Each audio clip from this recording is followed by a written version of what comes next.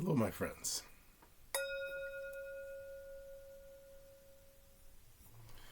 Welcome back. Welcome back to Touching the Edge. My name is Drake, and I'm delighted to see you here today.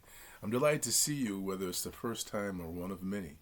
And I'm focusing on this 40-day practice of developing more confidence, more calm, and more clarity of focus. And the three work together. When you develop any one of the three, you actually develop the other ones.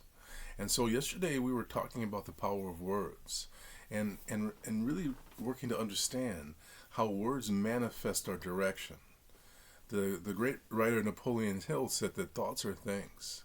And each of these words, when you mix them with the intensity of emotion, become bricks that end up being a road that leads you to where you want to go.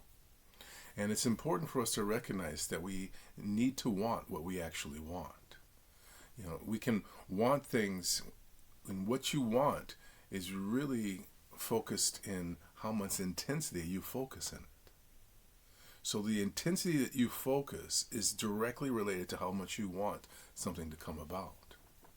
And most of us focus with greater intensity on what we don't want. Going back to words, in fact, one of my great friends and companions and colleagues mentioned yesterday in the video how I had used to talk about the word sin and talking about that. Now, she was a former gun owner, and because I've never actually owned guns, I didn't really think about this.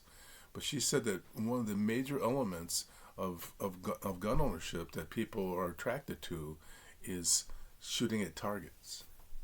Now, the word sin originally came from archery, and the word sin meant to miss the mark.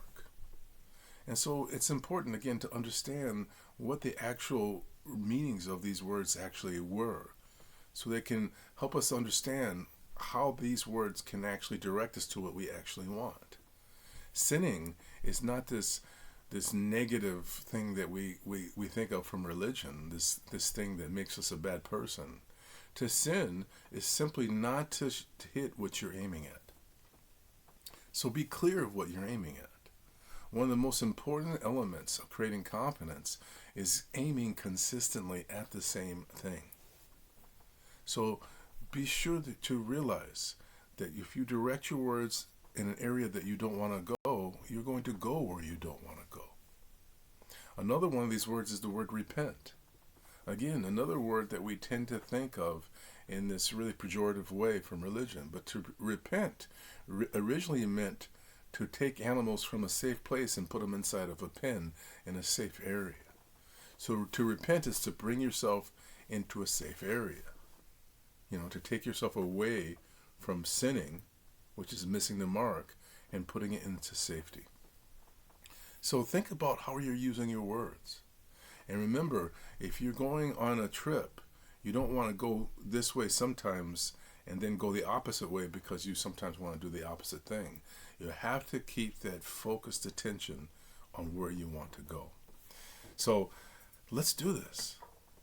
Let's do this. Let's get excited about life. Let's rejoice about being interested in connecting with positive people. And let's focus our direction exactly where we want to go. I'm going to ring the bell. I'm going to ask you to listen carefully. Here we go.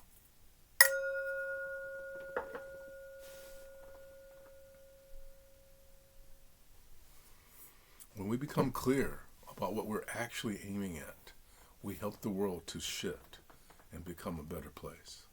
I bring my hands to prayer position and I bow to you. Namaste. Thank you.